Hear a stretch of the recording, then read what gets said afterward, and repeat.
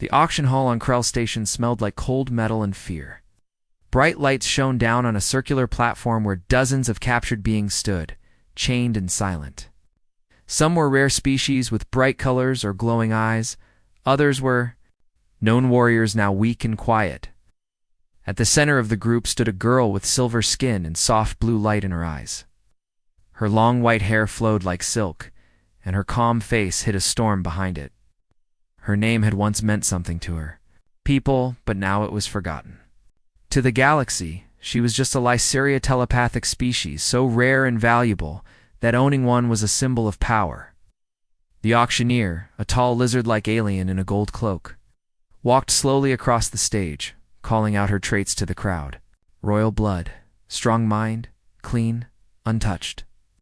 The crowd of buyers, dressed in silks and armor, leaned forward with greedy eyes. Offers came quickly. One offered 5-star cruisers. Another offered a moon filled with precious minerals. Some shouted numbers no one could count. They didn't care who she was. To them, she was not a person, just a prize to be won, something to control and show off.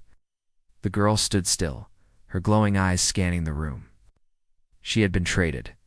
Before, she had been trained to smile, to obey, to speak only when asked, but she never broke inside. A tiny spark of something had always stayed lit, hidden in her mind, waiting for a reason to burn bright again. Oh. Then a voice rose from the back, calm and clear. Not yelling, not bragging, just speaking like a man stating a fact. "I'm not bidding," the voice said. "I'm taking her home." Heads turned.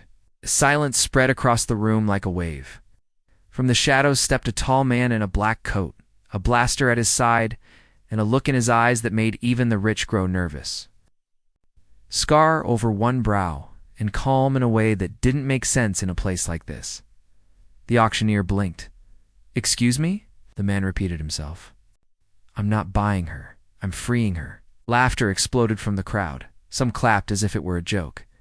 But the man's hand was already on his blaster. His crew moved fast. Small woman dropped a smoke bomb, and thick clouds filled the air. The lights above sparked. Screams echoed. Guards rushed forward, but the human didn't run. He moved through the chaos straight toward the Lysari girl. She didn't move. She had seen too many false promises. But then he reached out a hand and said, "Let's get out of here." His voice was steady, warm, without force. For a second, she hesitated. Then something deep inside her, something that had waited for kindness, said. She reached back and took his hand. They ran through the smoke together, her chains breaking. Behind her, his team covered them, firing stun shots and tossing flash charges. A large man with a mechanical arm held off 2 guards at once, while a young woman with bright eyes hacked into the station doors, opening them one after another. Yes. The Lysari girl, still unsure if this was a trick or a dream, ran with them. She didn't understand why this human was risking his life for her. She had never been more than a product before. But he didn't look at her like a thing. He didn't speak to her like property. He treated her like someone who mattered.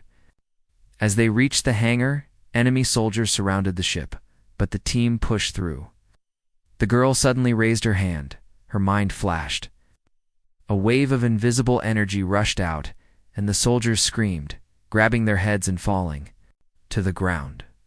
She had always been told to hide her power, to never use it unless ordered. But now, for the first time, she used it to protect someone who had protected her first. They reached the ship, a fast and worn-looking vessel named Wayfarer. The ramp opened, and the human pulled her aboard. The door sealed shut behind them, just as laser fire hit the hull. Engines roared. The ship shot into space, twisting and turning through the station's defenses.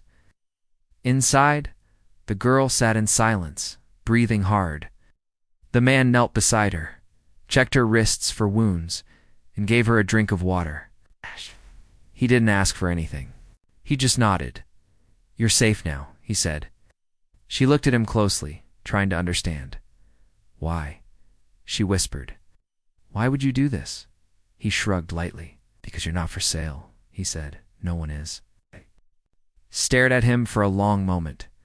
She still didn't know if she could trust him, but something deep in her chest, something she had forgotten how to feel, stirred awake. Hope, small and shaky, but real.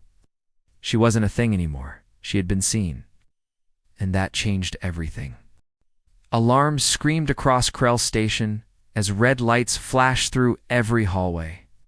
Security bots rolled out in waves, while guards in heavy armor rushed toward Dock 7, where the attack had taken place. Captain Jace Halden didn't stop to look back. With one arm gripping the Lysari girl's wrist and his other hand on his blaster, he ran through the smoke-filled corridors of the slave market, guiding her through the chaos. His crew followed close behind Marco with his wide shoulders, and Scarred Face fired bursts from his rifle as he covered the rear. Shay, the medic, clutched her satchel and kept watch for injuries. And Lou, the tech genius, kept hacking every door and elevator they passed, keeping escape routes open just long enough to slip through. The girl stumbled a few times, not because she was weak, but because her body wasn't used to being allowed to move freely. Her mind raced with confusion. For so long she had been used to obeying orders, standing still and speaking only when asked. But now she was being pulled into motion by strangers who didn't demand anything from her. They were trying to save her for no reason she could understand. As they reached the lower levels of the station, the air grew damp and full of steam. Pipes hissed overhead. Jay stopped for a moment to check the path ahead, then turned to her. "Can you run?" he asked. Not as a command, but like a teammate asking another if they could keep going. She nodded quickly. "Good," he said. "Then stay close." They sprinted down a maintenance tunnel, past leaking coolant and flickering lights. Behind them, more shouts echoed.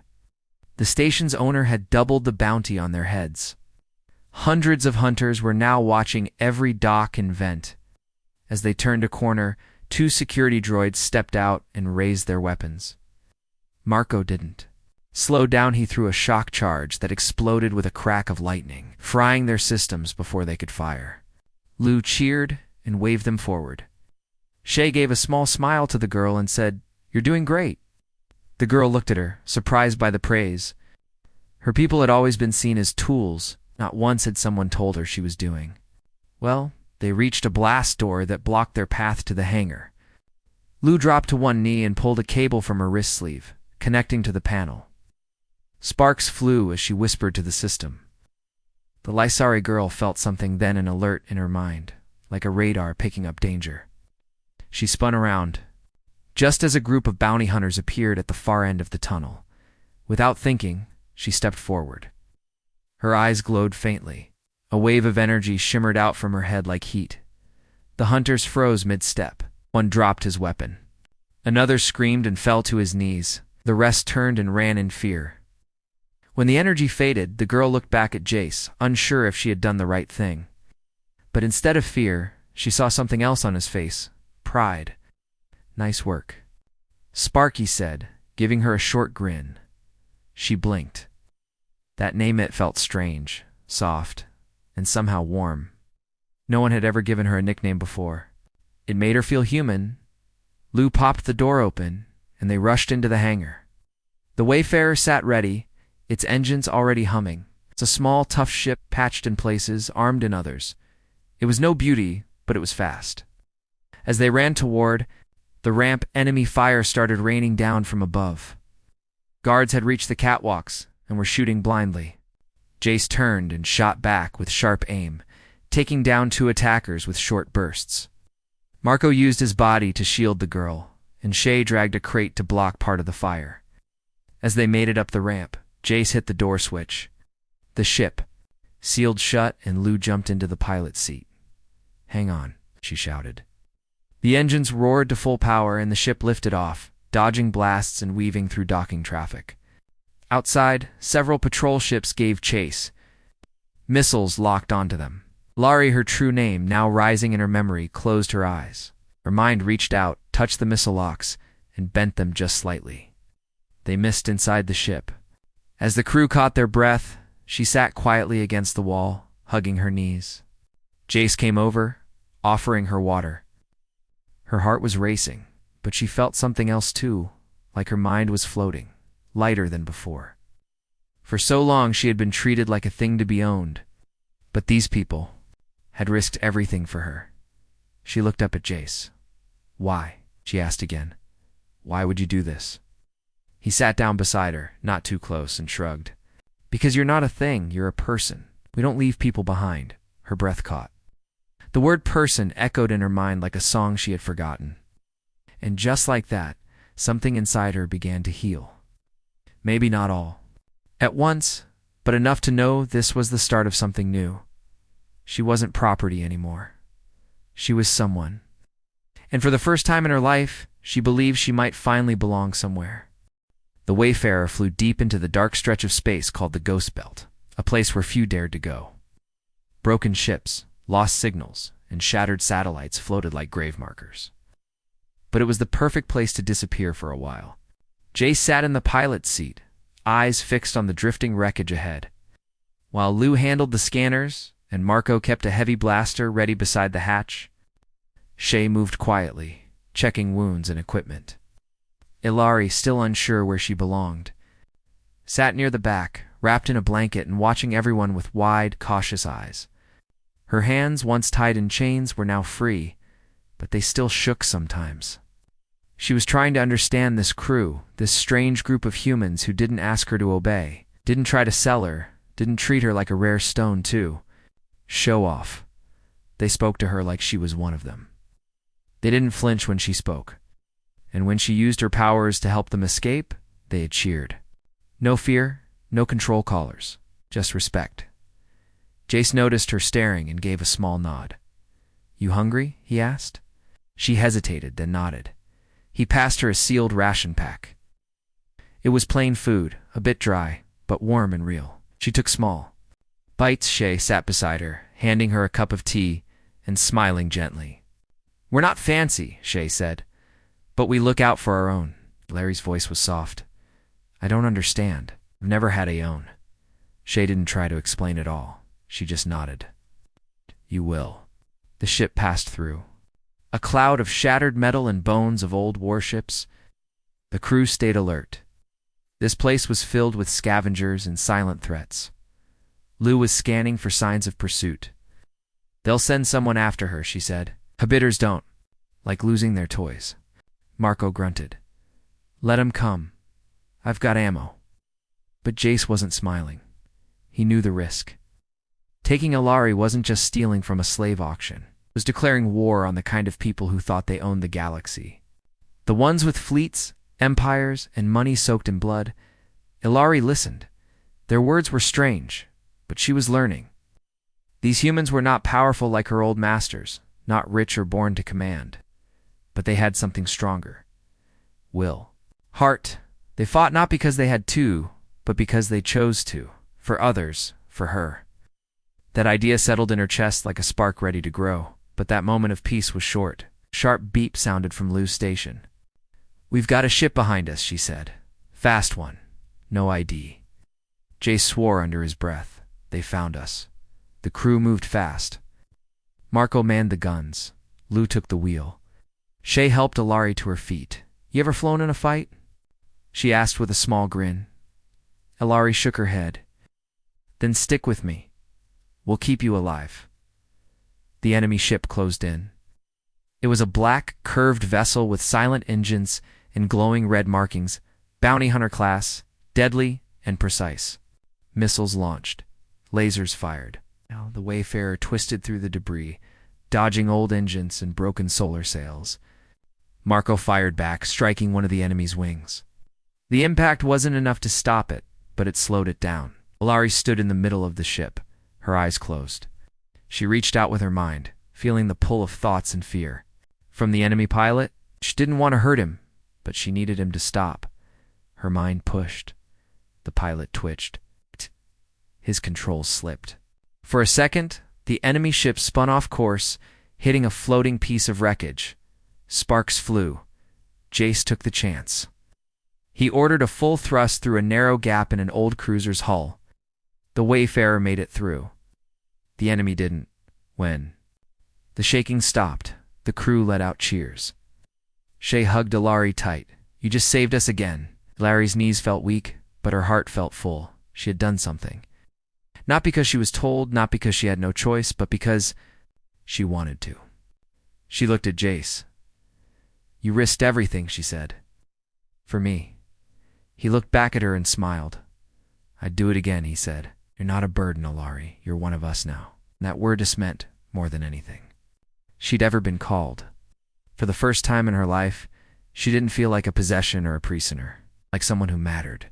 The stars outside drifted slowly, and for the first time, she wondered what it would be like to fly free, not just for a moment, but forever. The Wayfarer floated just beyond the ghost belt now, hidden in the shadow of a shattered moon, its engines cooling after the narrow escape. Inside, the crew worked quickly but carefully, knowing that time was no longer on their side. Lou was fixing one of the damaged power relays, sparks flashing around her fingers as she swore softly under her breath. Marco checked the weapons again, running diagnostics and cleaning the barrels like a ritual before war. Shay sorted through medical supplies, making a list of what they had left and what they needed. Jace stood at the command table reading a message that had just come through, a threat, loud and clear. One of the top galactic lords, a merchant warlord named Vorak, had placed a bounty on them so large that even friends might be tempted to turn them in. The words were simple: return the Lissary or be hunted to extinction. Jace's jaw clenched. He had seen this kind of power before, gritty, cruel, wrapped in gold and blood. Vorak owned cities and stars, but Jace didn't care. He'd made a promise, and he wasn't the kind to break it. Ilari stood near the window, her pale reflection staring back at her from the glass. The stars stretched wide beyond her, and she could feel their cold beauty pressing into her mind. For the first time in years, her mind was clear. No mental chains, no watchers, no commands forced into her thoughts. Still, the weight of her past clung to her like dust. She wasn't used to choosing her own path. Now she had freedom, but no direction. The crew had saved her, yes, but why? What could she possibly offer back? She was just a lice, or a valuable for what she could do, not for who she was. But that's not how they looked at her. Not Jace, not Shay, not even Marco, who grunted more than he spoke. They looked at her like she belonged. She turned away from the window, pulled her long white hair into a loose tie, and walked toward the command table. "I want to help," she said softly. Standing beside Jace, he looked at her, one brow raised. "You already have." "No," she said, her voice stronger. "Not by accident. I want to choose to help. Teach me something. Anything. Let me be part of this." Jace didn't speak right away, but the corner of his mouth lifted slightly. "All right, let's start with the basics." Over the next few hours, Ilari trained with the crew. Marco showed her how to hold a blaster not to shoot with anger, but with control. Shay walked her through basic field medicine, teaching her how to stop bleeding, treat burns, and calm a panicking mind. Lou let her assist in the engine room, explaining how the ship's systems flowed like veins through a body. Ilari listened, learned, and practiced. Her hands were clumsy at first, but her mind was quick. She remembered every wire, every tool, every step, but the peace didn't last. Lou caught a signal, short, encrypted, bouncing off ghost satellites. A fleet was coming. Not just bounty hunters this time. Vorak had sent a cruiser, flanked by 3 gunships. They were closing fast. "They'll be here in under 10 hours, Lou said. "And we don't have the speed to outrun them." Jace nodded. "And we don't run. We hit first." The plan was bold. Crazy, even. They would hide the ship on a drifting asteroid, power down everything but life support, and wait. When the enemy got close, they would strike fast, aim for the engines, and use the debris field to escape. Everyone knew the risks. Outnumbered, outgunned, and no backup, but no one hesitated, not even Ilari. As the hours passed, the asteroid grew. Closer, the Wayfarer shut down everything: lights, systems, even heat. The ship went cold and silent, like a ghost floating among rocks. Inside, the crew waited. Marco checked his weapons again. Lou meditated quietly. Shay gave Ilari a quiet smile and squeezed her hand. Jace stood by the window, watching for the first sign of enemy movement. Then it came a distant shimmer of metal across the stars. The enemy ships arrived like wolves, scanning the field, weapons hot, ready to destroy. They didn't see the Wayfarer at first, but they would. Time was ticking. Ilari felt the tension. But she also felt something else, a deep, growing strength inside her. These people had shown her trust. Now she wanted to give them something back. Her eyes began to glow. Her mind reached out, not to control, but to listen. She touched the thoughts of the enemy crew: fear, orders, confusion. She found the captain of the lead gunship and whispered into his mind, "Turn your ship. You are in danger." "Ah!" "Turn now." The man jerked, startled. He looked around, uncertain. Doubt crept in. And in that moment, Jace gave the order. Now, the Wayfarer's engines roared to life. Hidden guns snapped open. Marco fired the first shot, hitting a gunship in the side. Lou pushed the ship through a tight spin as debris flew around them. Shay kept Ilari close, helping her stay focused. Enemy fire lit up the asteroid, but the Wayfarer was already diving, already escaping. Ilari reached again, this time pushing. Two enemy gunners into confusion. They fired blindly, hitting their own shields. The explosion rocked space as the ship blasted free from the trap. Leaving fire and broken metal behind, the crew cheered, but only for a moment. Ilari slumped against the wall, exhausted from the mental strain. Shay caught her and held her steady. Jace knelt beside her and looked into her eyes. "You did more than help," he said. "You saved all of us." Ilari smiled weakly, and, for the first time in her life, she felt not only free, but useful, needed, alive. The ship floated quietly now, drifting through the quiet edges of uncharted space. Its hull scratched, scorched, but still whole. Inside the Wayfarer, lights flickered back on, systems hummed again, and air began to warm after hours of silence and battle. Crew moved slower now, worn down from the surprise attack and the narrow escape. Marco leaned against a wall, his blaster across his lap, wiping sweat from his brow. Lou was back at the controls, rerouting power and grumbling about fried circuits.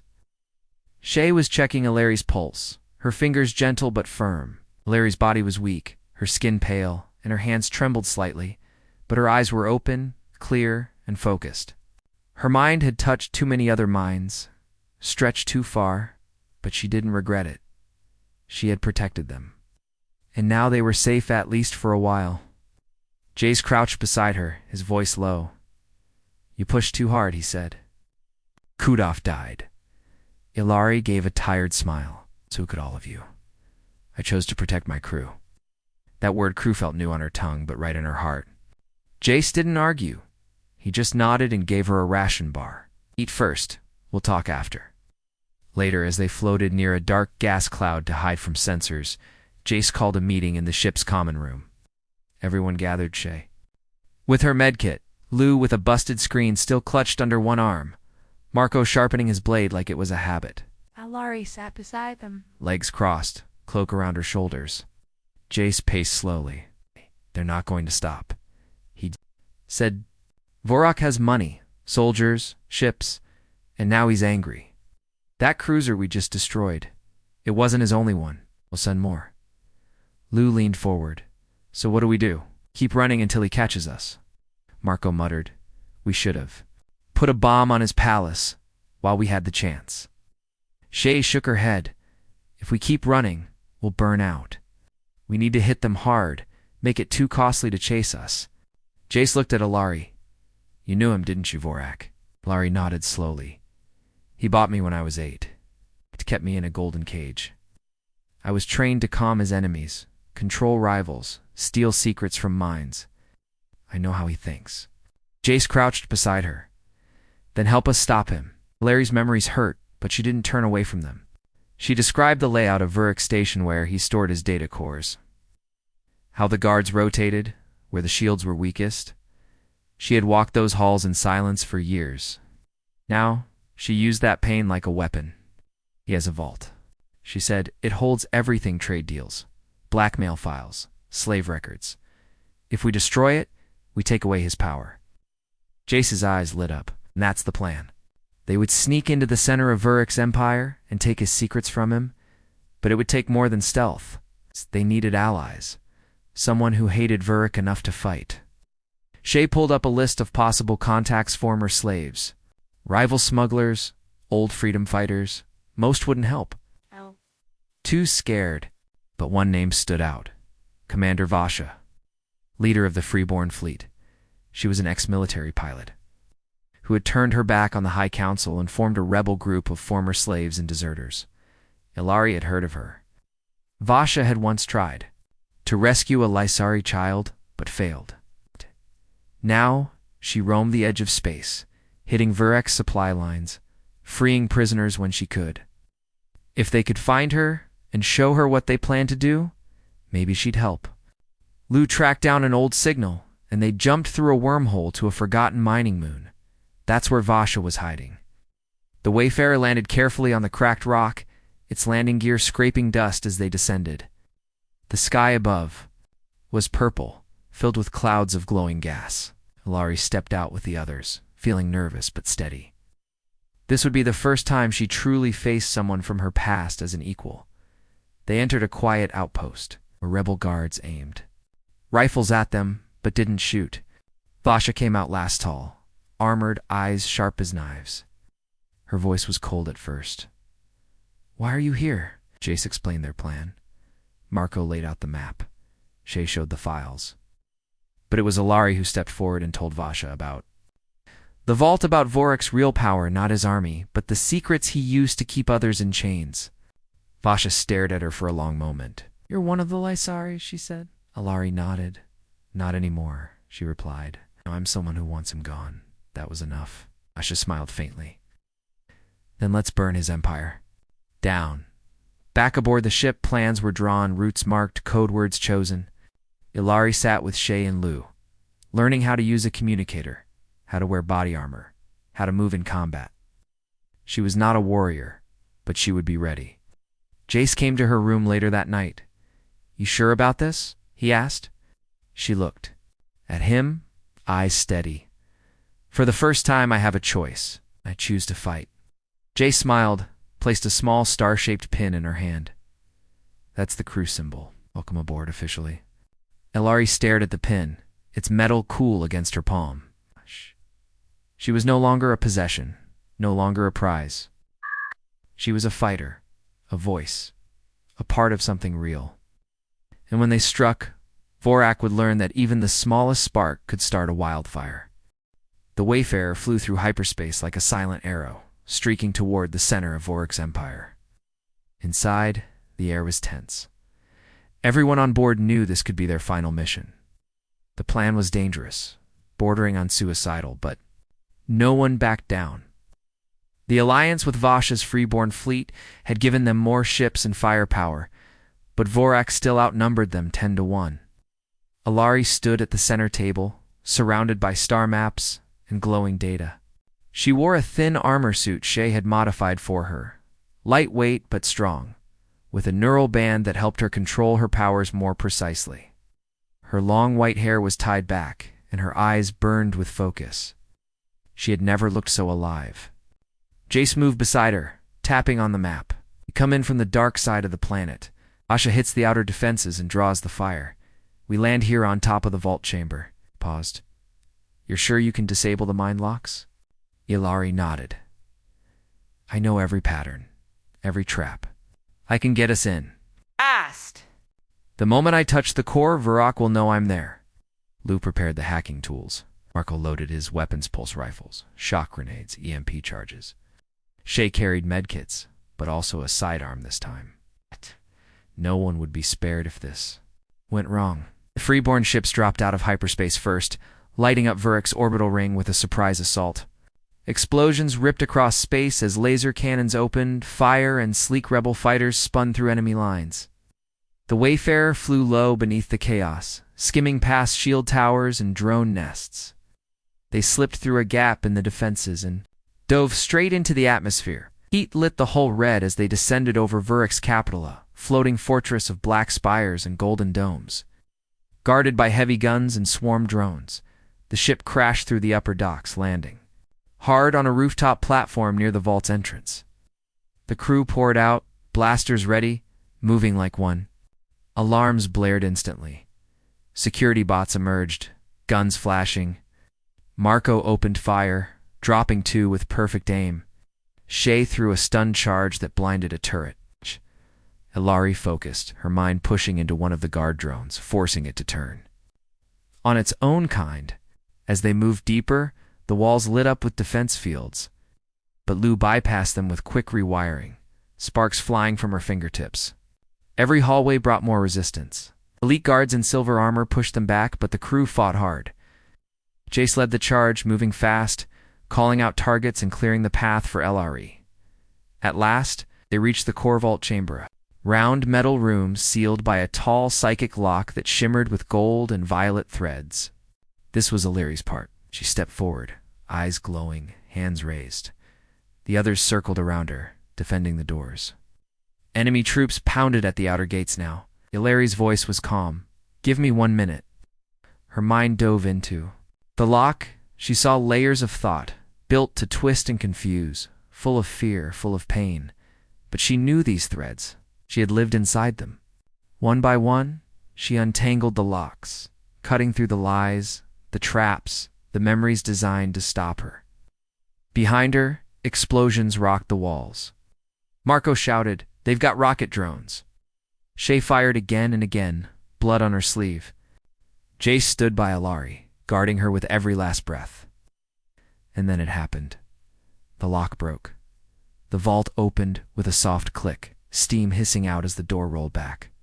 Inside were glowing cubes of data, millions of secrets, blackmail files, evidence of slave trades, stolen technology, war plans.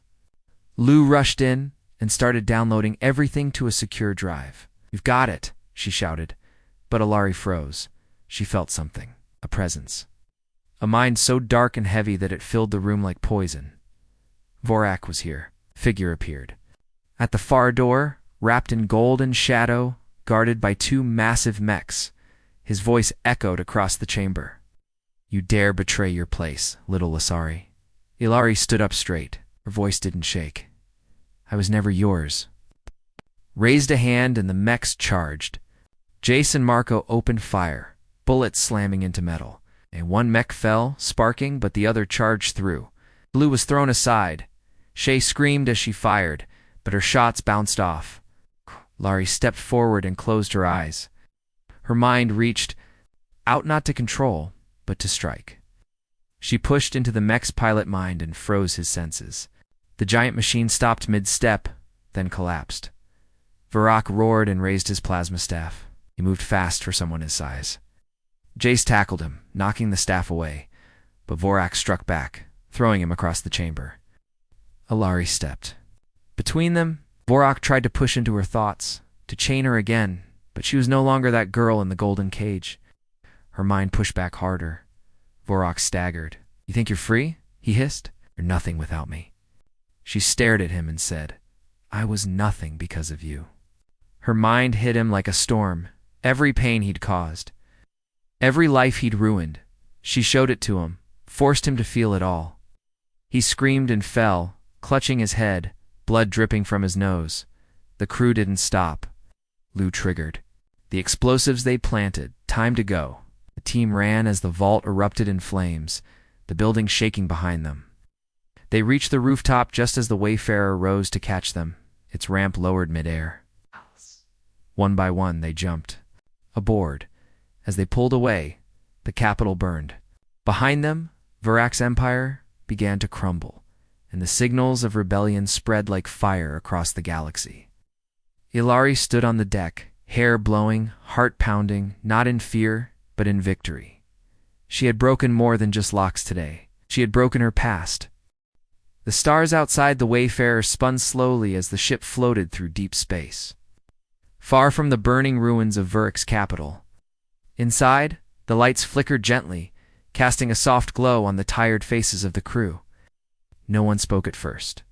Their bodies were bruised, their nerves raw, but they were alive. And more than that, they had done it. Ilari sat quietly in the common room, her fingers wrapped around a cup of warm tea that Shay had placed in her hands. She watched the steam rise and swirl, feeling the heat soothed her shaking fingers. Her mind still buzzed with the memories of the battle, of Vorik's voice, of the pain she had sent back into him. But in her chest, there was something noopies. Jace entered the room, his arm bandaged, a cut over his brow, and dropped into the seat beside her with a tired grin. "You were amazing," he said. "You didn't just break into the vault. You broke him." Ilari looked down. "I didn't want revenge. I just wanted him to stop owning people." Jace nodded. "You did more than stop him. You started something. Across the galaxy, the files they had stolen were spreading. Bashah's freeborn fleet had transmitted them to every major news network, rebel group, and planetary council. The truth about Vorik's empire, his slave rings, secret deals, hidden crimes was now open for all to see. Already revolts were rising, enslaved species were breaking chains, trade allies were cutting ties. Vorik's name had become a curse. But with power broken came chaos, and the galaxy had begun to tremble. Lou stormed into the room next, holding a pad. "We've got dozens of distress signals," she said. "Planets Vorak ruled are collapsing. His private army is splitting. Civilians are stuck in the middle." Jace rubbed his face. "We started a fire." Shay walked in behind them. "Then let's guide it before it burns everything." For the next few days, the crew worked non-stop. The Wayfarer became a signal hub, a rescue ship, and a command center all at once.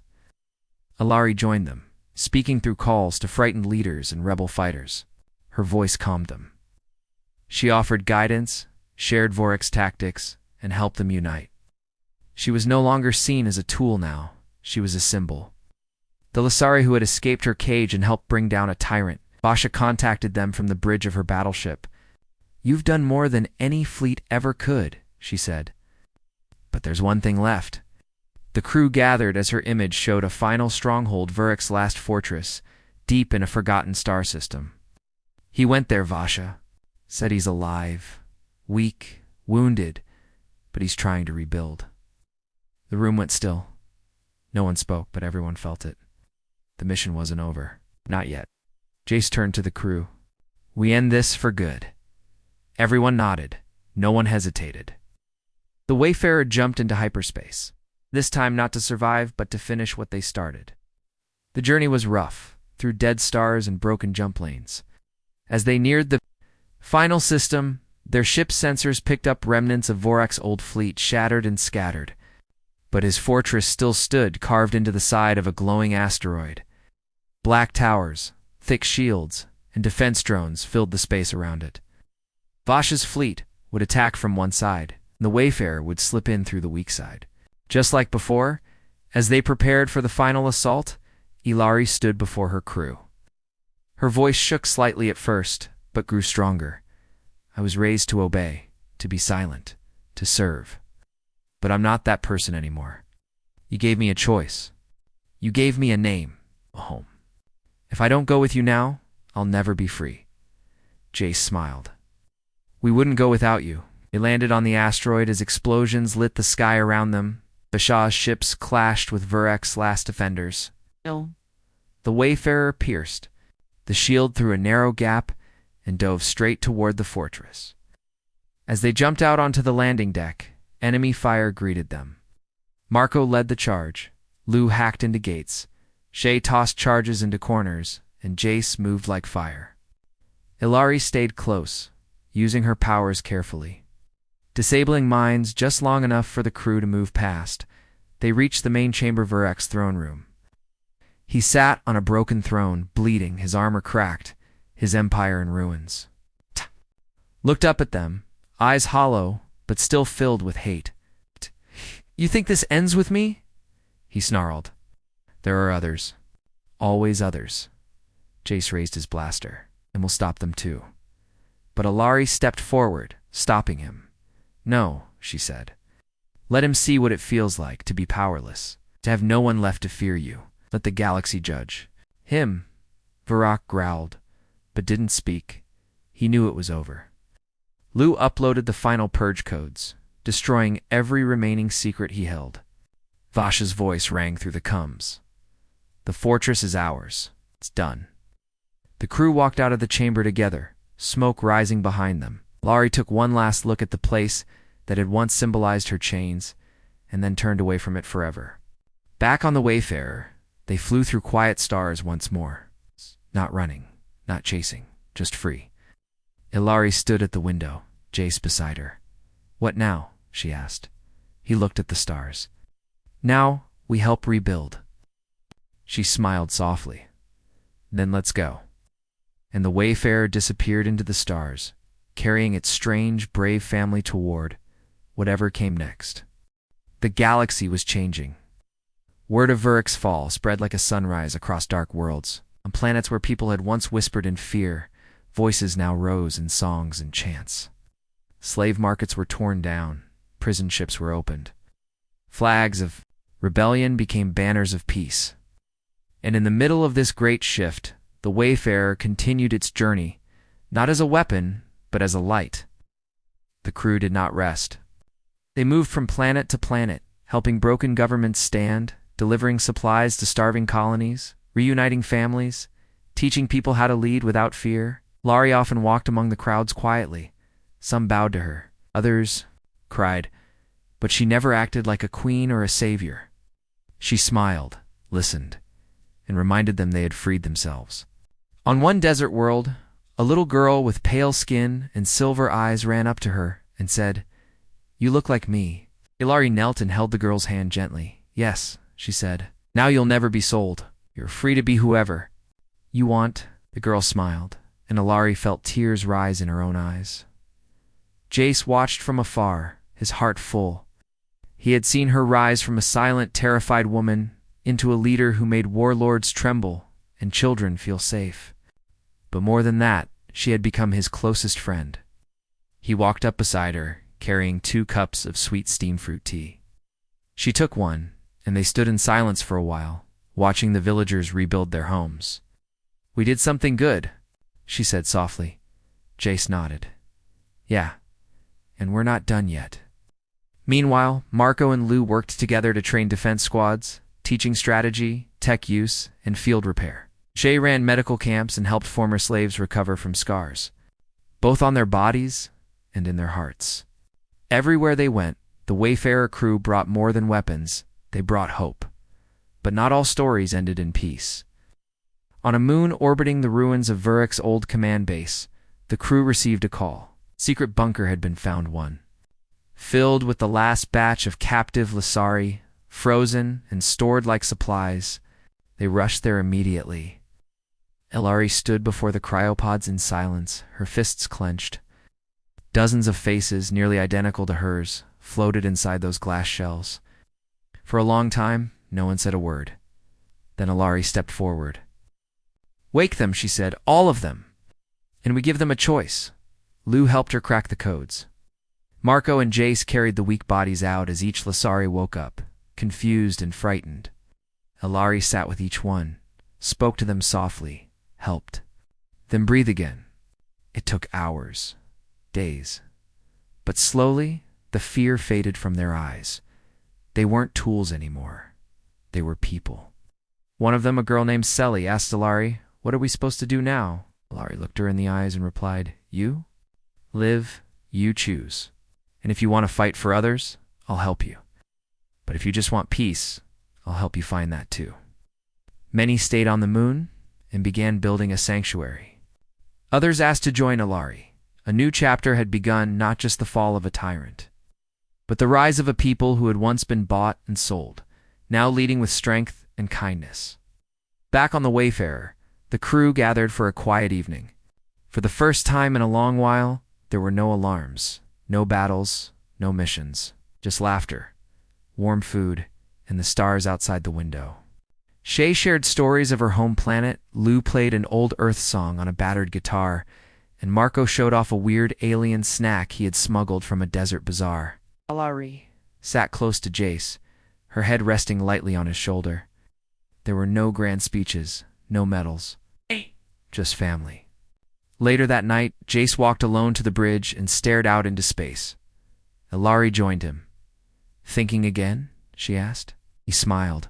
"Always." He looked at her. "You've saved more than just lives, Ilari. You reminded us what it means. To care, to fight for others. You were treated like currency once, but you became something more. You became a light." She looked at him, tears forming in her eyes, but her smile didn't fade. "I only did it because you treated me like a person."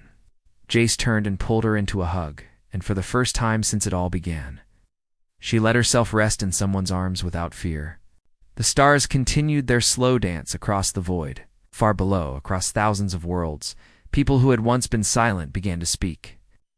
And above them, flying quietly on silver wings, was a ship called the Wayfarer, carrying a crew who had changed the galaxy not just with fire, but with faith, friendship, and the power of seeing each soul as something more than a tool, as someone worthy of being free